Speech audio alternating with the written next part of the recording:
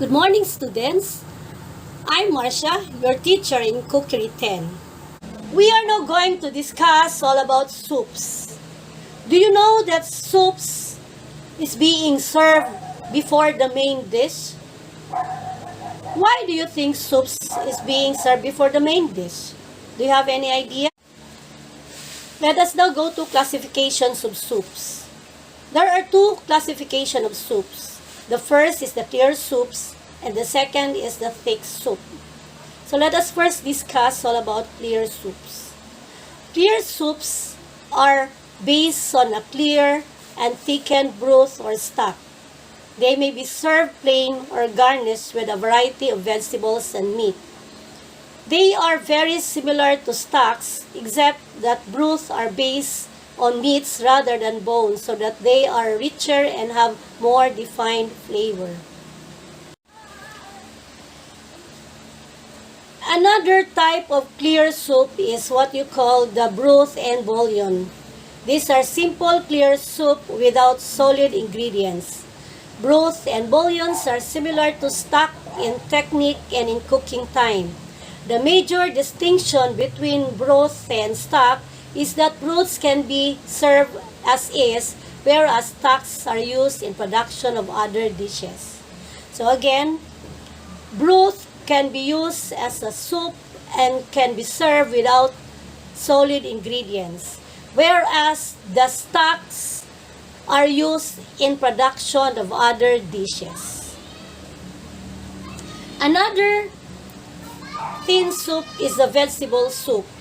This is a clear seasoned stock or broth with the addition of one or more vegetable, meat, or poultry. And another type of clear stock is the consommé. This is a rich, flavorful stock or broth that has been clarified to make it perfectly clear and transparent. Number 2 type of soup is the thick soups. Thick soups are soups that are thickened to provide a heavier consistency. Thick soup is a cream soup based on bechamel sauce and is finished with a heavy cream. A bechamel sauce is a milk thickened with roux, but some thick soups are velouté, sauce-based stock thickened with roux. Now, do you know what roux are made of? Now, roux is made of a flour and a butter. So let's now talk about the different kinds of thick soup. Under the different type of thick soup, we have the cream soups.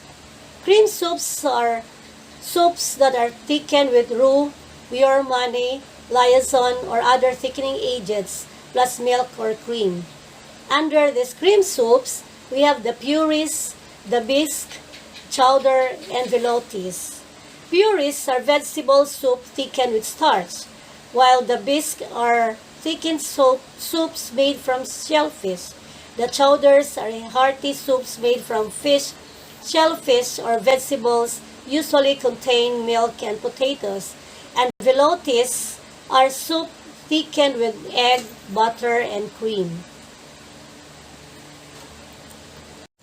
Another type of cream soup is the gazpacho. It is a cold tomato-based soup made with cucumber, onions, green peppers, and garlic from Spain. We also have the bouillabaisse. It is a soup containing at least 3 kinds of fish, mirepoix, and herbs and spices. And another type of cream soup is the borscht. It is a cold beet soup from Russia. It is commonly served with a dollop of sour cream. Aside from the 2 types of soup that I made mention, aside from the clear soup and the cream soup, we also have other types of soups. And this is what you call the dessert soup. Under this dessert soup, we have the ginataan. It is a Filipino soup made from coconut milk or fruit and tapioca pearl, and it's served hot or cold. Okay, we have also the ushiriko. It's a Japanese azuki bean soup. Then, we also have a soup from Chinese or from China, and it's a Chinese soup which is the tunggi soup. Another type of soup is the fruit soup. Fruit soup can be served hot or cold depending on the recipe, where dried fruits are used like raisins and prunes. Fruit soup may include milk, sweet or savory dumplings, spices, or alcoholic beverages like brandy and champagne. Another type is the cold soup. It is a variation of the traditional soup, wherein the temperature when served is kept at a very or below temperature. And the last type is the Asian soup. It is a traditional soup which is typical broth, clear soup, or starch thickened soup. So we have been talking about soup. We have talked already the different kinds of soups, the ingredients of soups, the classifications of soups. So let's move on to how are we going to prepare soup. So let us now talk about the principles of preparing soup. The first principle is you are going to start with a cold water. Why cold water? We have to start with a cold water because most protein, vitamins, and minerals dissolve in cold water. Part of the flavor comes from these components. So when you're going to use hot water, it would lessen the flavor and the nutritive content of stock.